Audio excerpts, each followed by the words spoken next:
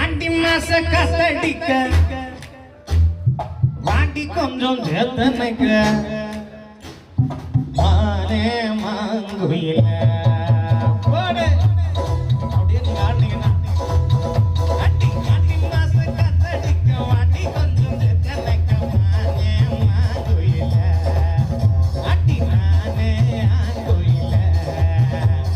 கஞ்ச மாடு நல்ல கம்பு இல்லாத